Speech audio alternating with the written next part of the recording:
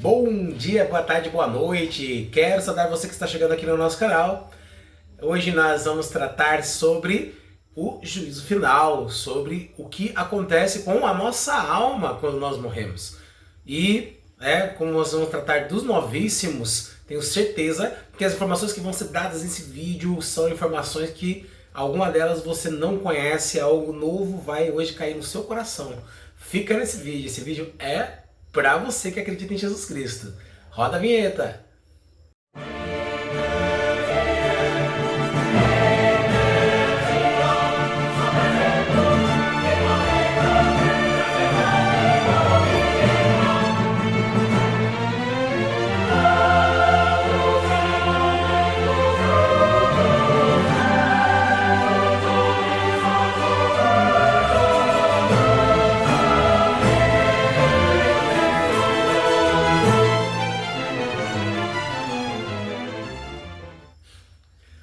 Quero mais uma vez, minha irmã, meu irmão, acolher você que está chegando aqui no Via. E hoje, me apresento, Rafael Escucata é meu nome, sou casado, caminho com a igreja já há alguns anos, na qual eu tenho principalmente sido o servo através da catequese, através da pregação do movimento da renovação carismática, e sempre que possível, partilhando e trazendo essas catequeses mais complexas, mais difíceis, para que a gente possa trabalhar, Aí temas mais polêmicos, ou às vezes nem tão polêmicos, mas temas que não são tão abordados. E nesse tempo também sou acadêmico do curso de Teologia, tenho também uma especialização em línguas clássicas e também nas letras. Então aqui nós vamos hoje tratar sobre os novíssimos. Peraí, primeira coisa, calma aí. O que são os novíssimos? Isso daí a gente aprende na nossa catequese lá enquanto nós estamos lá no tempo de criança, de adolescente. Pelo menos deveríamos aprender sobre os novíssimos, e ali a gente começa a entender, a transcender daquilo que é a nossa alma. Então geralmente uma catequese bem dada, ela inicia se tratando dos novíssimos. Ela vai falar que nós temos uma alma eterna, que um dia este corpo, ele morre, mas a nossa alma permanece. E a gente vai para o julgamento, que é o primeiro dos novíssimos. Os novíssimos se tratam do morte, juízo, inferno ou paraíso. E claro que o nosso objetivo, com certeza, se você olhar nesse vídeo, o seu objetivo é ir para o paraíso, ir para o céu. É para isso que nós fazemos vídeos, para isso que nós lemos a palavra, é para isso que nós estudamos a teologia. Se nós, no fim de tudo, não ganharmos o céu, foi apenas perca de tempo. Então precisamos permanecer sempre firmes nesse propósito de conquistar o céu.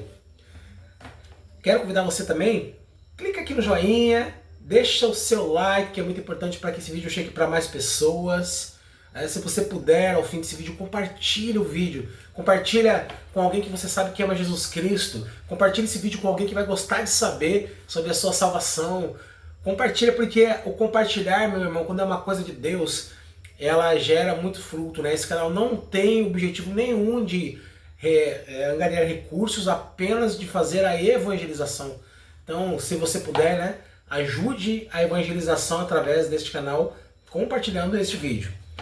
Meus irmãos, então vamos ao nosso assunto, Vamos hoje tratar dos novíssimos, da nossa morte em primeiro lugar.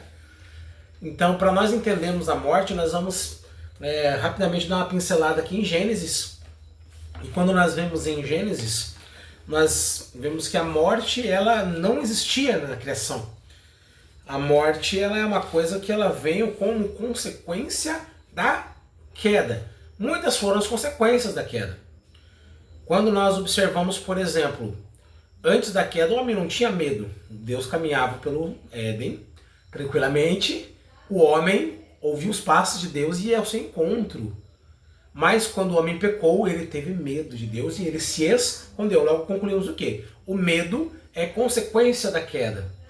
Uma das consequências da queda. Mas há outras consequências da queda. Entre elas, nós podemos citar a pior de todas, que é a morte. E esta morte, nós não fomos feitos para ela. Por isso que ela causa, né, este celeuma tão grande. Quando um parente morre, né, se você não, com certeza você já teve essa experiência de perder uma pessoa próxima, um amigo, um ente querido, um pai, uma mãe. Como isso nos dói, como isso nos causa, né, ali uma ferida, né, ali quase que espiritual. Por quê? Porque nós não fomos feitos para a morte. Nós não fomos feitos para deixar o nosso corpo. Quando nós falamos, né, essa dicotomia entre corpo e espírito, né, ali alma e corpo, nós falamos como se fossem duas coisas totalmente distintas, separadas, mas na verdade é o seguinte: a alma e o corpo não têm separação. Eles não foram feitos diferentes quando Deus criou. Deus, ele sopra o espírito, o hálito da vida. Esse espírito que é a nossa respiração, ela foi soprada por Deus depois. Mas a alma e o corpo é uma coisa única. Quando nós morremos, a alma é separada do corpo. E isso é um grande sinal. Por isso que nós temos medo da morte. É por isso que a morte, ela é geralmente uma morte trágica. Raros casos ali que a gente vê que a pessoa deitou e, né, Deus chamou ali ela numa tranquilidade. Quando foram ver de manhã, a pessoa estava, né, lá falecida. Mas geralmente a morte é trágica. Ela vem de uma doença, ela vem de um acidente. Ela é causada por uma situação trágica. Assim como é a situação do homem depois da queda, trágica. Como diz o sábio rainha, a voz, suspiramos, gemendo e chorando neste vale de lágrimas. Aqui nós estamos, meus irmãos, no vale de lágrimas. Se a gente está procurando, né, alegrias sem fim nessa vida, está, né, procurando algo errado. Porque nessa vida nós estamos no vale de lágrimas. A alegria sem fim será na eternidade. O que nos resta aqui é viver bem essa vida para podermos entrar nos céus um dia e vivermos com Cristo. Continuando. Nós vemos que a queda do homem gerou, né, esse transtorno para nós, a morte, e nós podemos tratar isso, essa morte, né, a separação da alma e do corpo, da seguinte forma. Por exemplo, imagine que você sofra um acidente e perca um braço. A alma, né, vamos tratar aqui hoje tudo aquilo que vem do nosso pensamento, do nosso intelecto, também como uma operação da alma, que é a vontade. A alma também opera, não é só o corpo. Se eu estiver perdido o meu braço esquerdo e é o meu cérebro mandar o braço levantar, não tem mais braço para levantar. Mas aqui na minha mente eu estou realizando a operação. A minha alma continua realizando a operação. Mas ela não vai ser executada. Por quê? Porque não tem mais um braço. Imagine que na nossa morte a nossa, né, alma poderia continuar realizando a operação, mas não tem mais um corpo para ser operado. Ela perde um pedaço dela, que é o corpo.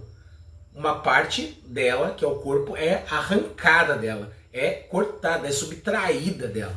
Por isso que é trágico. Então nós ficamos com uma parte daquilo que nós somos. Porque a alma e o corpo são uma coisa só. Mas, como Cristo, ele nos regenera, ele nos faz nova criatura, ele vai, né, na ressurreição, e um dia nós ressuscitaremos, nós vamos ver isso daqui a pouco. Na ressurreição ele nos dá um corpo glorioso. O que é um corpo glorioso? Um corpo semelhante àquele corpo que tinha Adão antes da queda. Um corpo, né, que não sente dor, onde não existe trabalho árduo, né, não vai sofrer o trabalho árduo. A gente não vai sofrer de fome, não vai sofrer de doenças, porque será um corpo sem a corrupção. Todas essas coisas que eu falei são consequências da queda. Uma vez perdidas as consequências da queda, o corpo não vive mais nessa lei, mas sob a lei de Deus. Então ele vive como um corpo glorificado. Assim, nós vemos o seguinte. Mas então, Rafael, vamos lá. Vamos para o ponto-chave.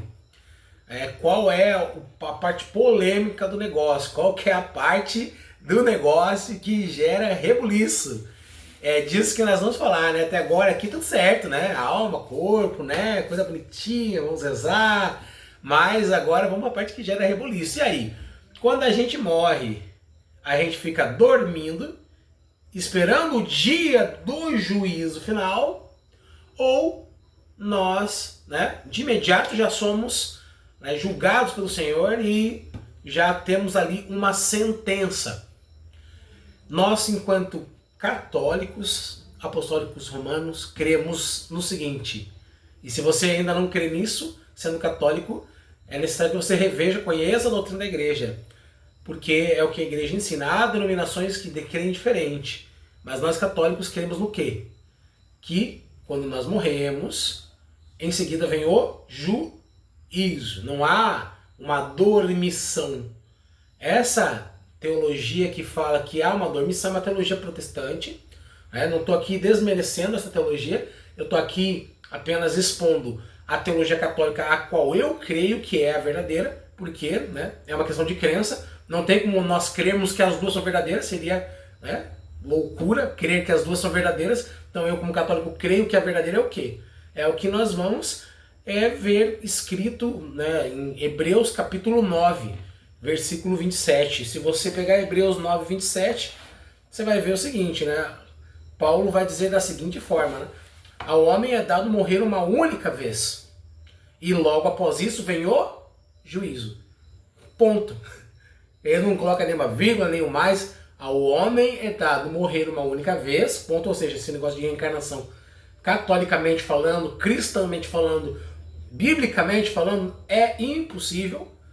Então, assim, a reencarnação, ela não é bíblica. Não estou aqui também desmerecendo os irmãos que creem, né, na doutrina espírita. Eu só estou dizendo que a doutrina espírita não cabe dentro da Bíblia.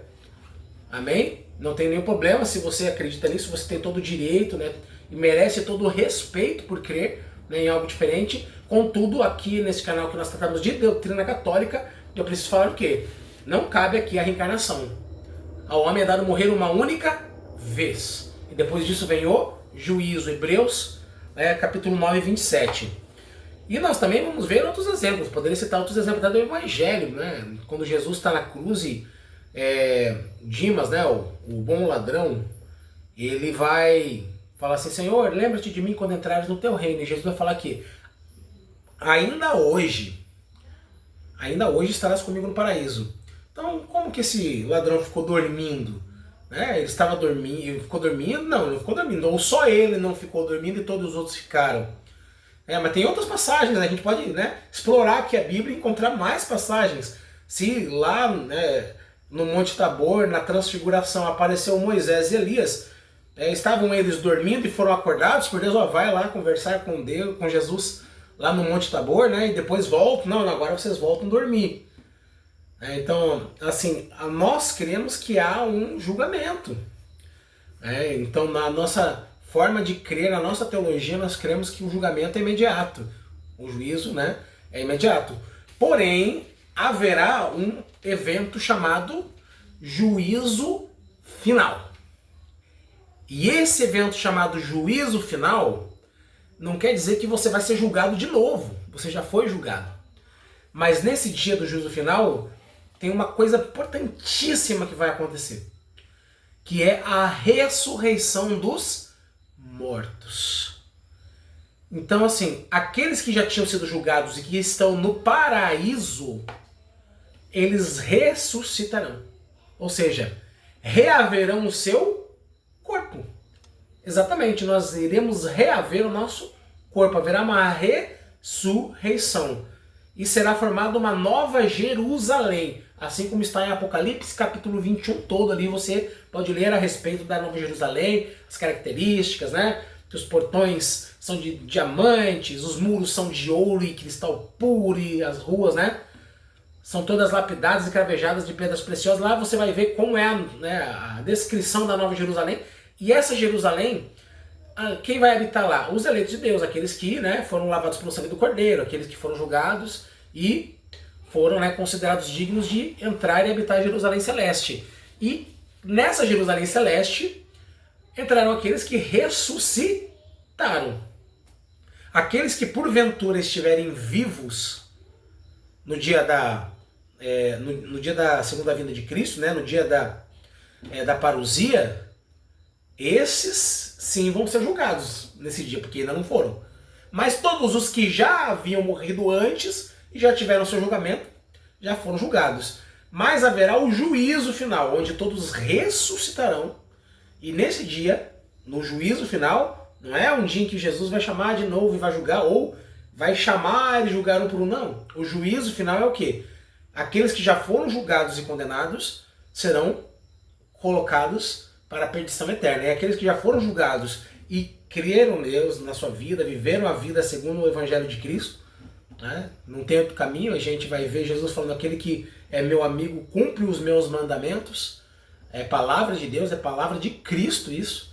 Então, como eu posso dizer que sigo a Cristo, que amo a Cristo e não cumpro os seus mandamentos, então eu preciso cumprir os mandamentos de Cristo para poder ser digno de entrar na Jerusalém Celeste, na ressurreição. Então, o juízo final é o quê? As ovelhas serão separadas do cabrito. O joio será separado do trigo.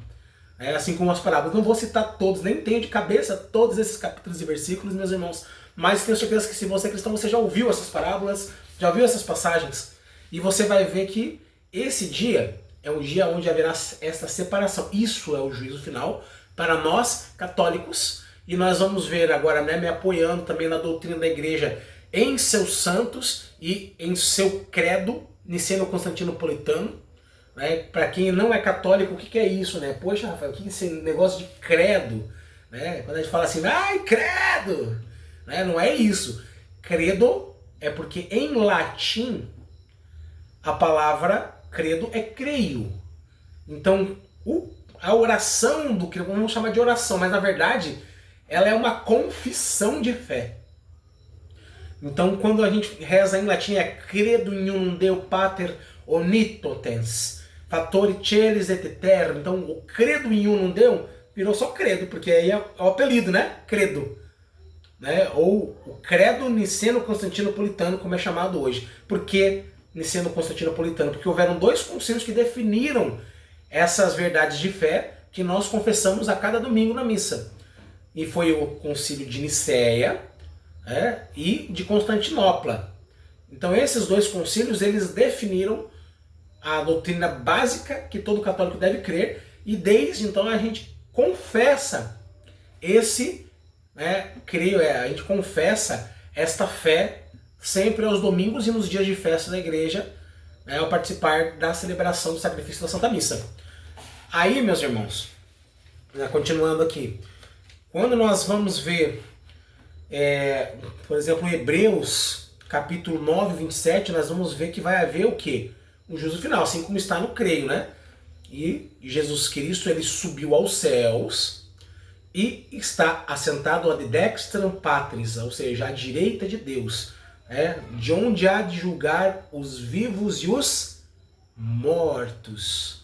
Então esse é o juízo final. Lá haverá a separação dos bons e dos maus. Aqueles que estavam vivos subirão para Jesus e encontrarão ele nos céus, nos ares. O evento, né, que principalmente as igrejas, as denominações protestantes vão chamar de o arrebatamento. Este arrebatamento aí, existem muitas teorias, né, em volta dele, de que ele surgiria e depois a Terra continuaria um bom tempo depois do arrebatamento. Existem filmes, mas nós, enquanto católicos, queremos o quê? Que esse dia do arrebatamento é o juízo, acabou. Não vai mais haver nada depois desse dia, na Terra. Aqueles que, na segunda vinda de Cristo estiverem vivos, serão levados para o julgamento.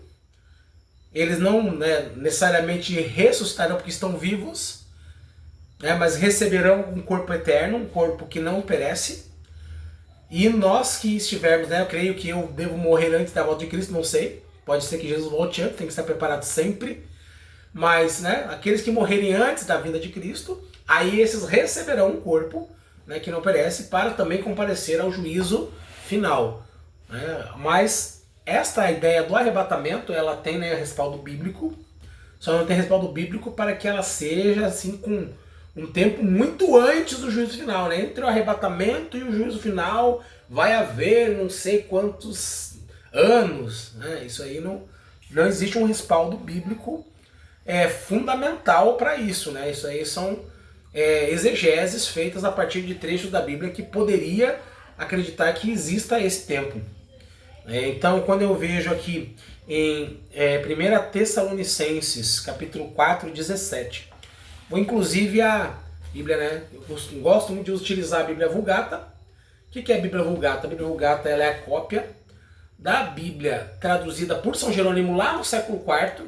Então aqui está nas mesmas letras em que São Jerônimo escreveu a primeira cópia, né, da Bíblia traduzida.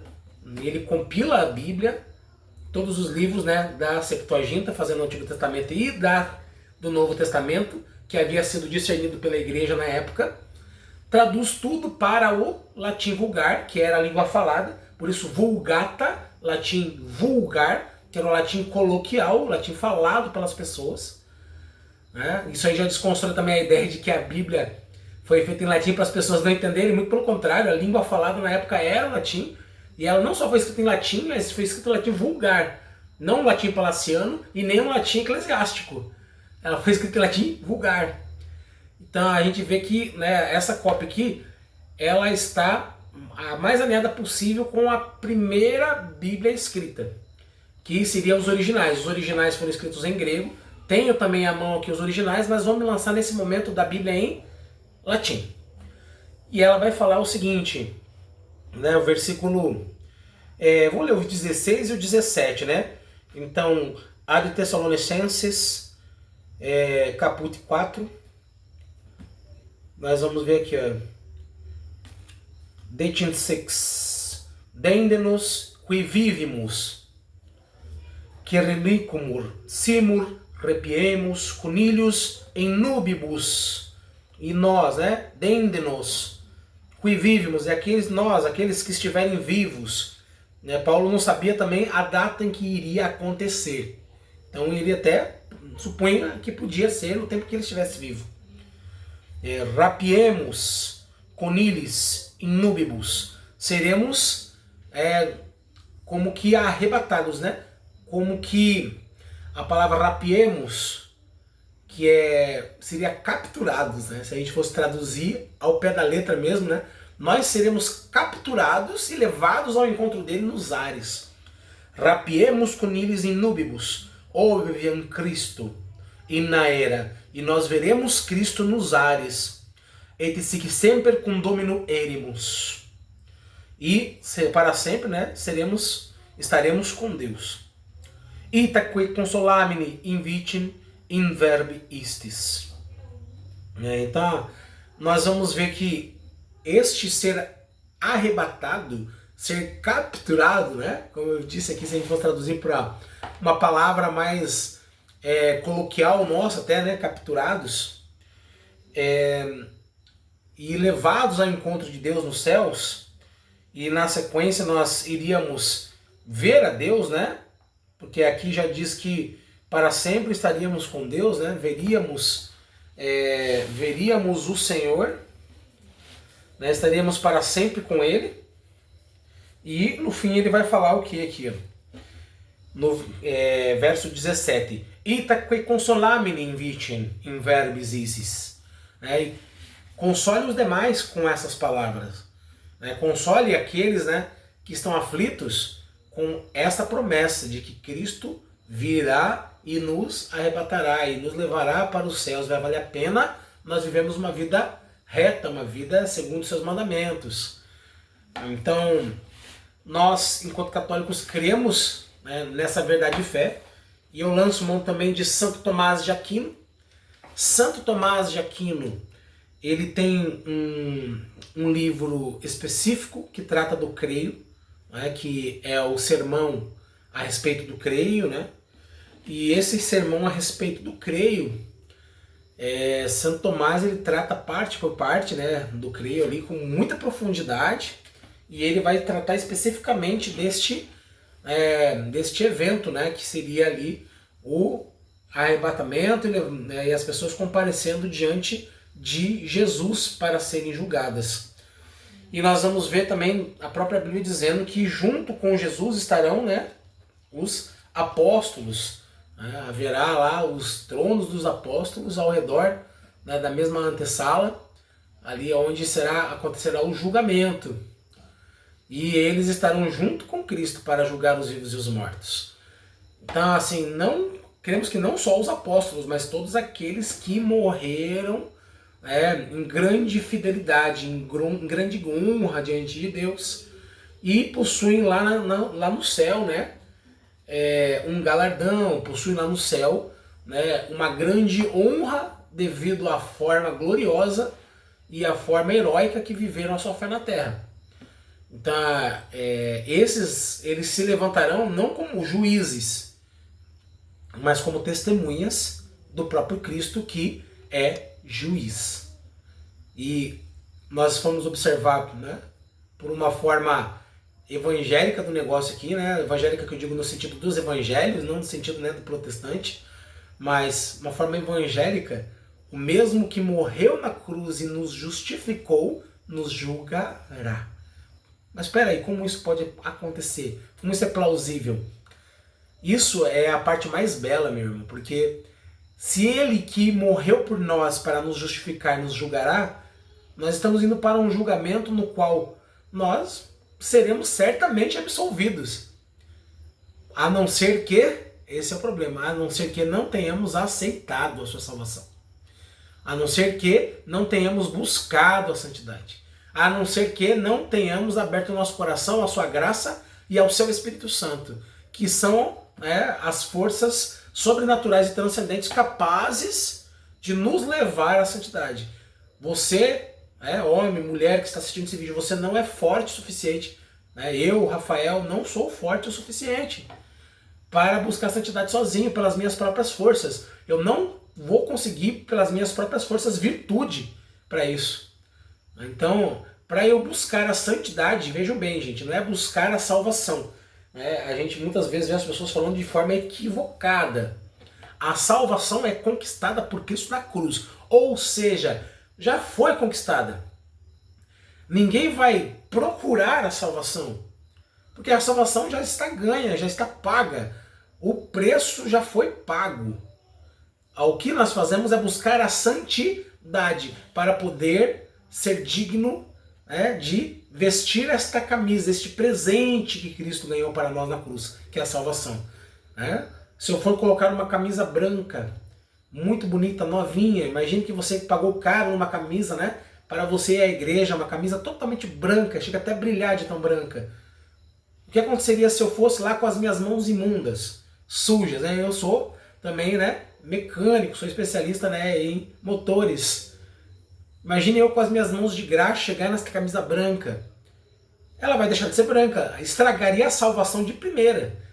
Se fosse essa camisa a minha salvação. Assim também nós precisamos viver a santidade, ou seja, o lavar as mãos, tirar a graxa, tirar a sujeira, tirar a impureza, viver a santidade para poder vestir aquela camisa branca. Isso é a busca pela santidade. E ela não é possível pelas nossas próprias forças. Você só consegue com a graça de Deus. E, no fim de tudo, nós vamos viver o quê? Morte, juízo, e do juízo, inferno ou paraíso. E para fechar, nós já estamos chegando nos 30 minutos aqui. E onde fica o purgatório nisso tudo? A gente falou sobre morte, a gente falou sobre julgamento, nós já sabemos que quando a gente morre, a gente já é julgado de imediato, mas onde está o purgatório? Se os novíssimos são só esses 4, morte, juízo, inferno, paraíso. Onde é que está o purgatório nisso? O purgatório está no paraíso. Por quê? Porque o purgatório não é um lugar fim. Ele não é um novíssimo. Ele é uma forma, vamos chamar assim, um estado que Deus imputa às almas que estarão entrando no paraíso, para que aquela mancha do pecado venial, aquela mancha que não foi possível sanar ali com a confissão, porque a confissão ela perdoa o pecado, mas a consequência do pecado permanece. Exemplo, se eu vou e bato meu carro no carro de uma outra pessoa, e aí eu falo assim, meu irmão, eu estava distraído, mas eu não quis fazer isso, você me perdoa? Aí ele vai falar assim, eu te perdoo, Mas peraí, mas não adianta só ele me perdoar, né? As coisas não estão resolvidas.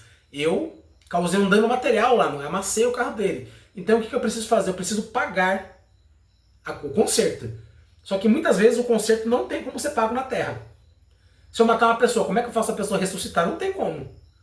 Então esse pecado eu vou pagar, né, digamos assim, na verdade não é um pagamento, mas sim uma purificação disso, para que a justiça de Deus se complete. E isso vai acontecer onde? No purgatório. Mas o purgatório é certeza do paraíso, certeza do céu. Então o purgatório ele é um estágio, é uma condição onde, né, a pessoa ela é submetida para dali poder se apresentar puramente, dignamente diante do Senhor no reino dos céus. Então o purgatório não é o meio termo, o purgatório não é um lugar à parte, ele é apenas um estágio onde a gente é purificado para poder assumir a nossa posição na glória de Deus. Amém, meus irmãos? Espero ter sanado, né, as dúvidas. Esse ensino veio a partir da dúvida de uma irmã, né, que mandou para mim essa pergunta a respeito disso. Isso causa muita dúvida realmente. E se vocês tiverem dúvidas, podem mandar aqui mandar as suas dúvidas aqui nos comentários, né? Ou tiverem outros assuntos que vocês gostariam que fossem abordados aqui, também podem, da mesma forma, mandar nos comentários. Amém? Então que a cruz sagrada seja sempre a nossa luz. Deus possa abençoar você, seus projetos, seu dia e salve Maria Imaculada. Um grande abraço a você. Muito obrigado por ter ficado até aqui no nosso vídeo.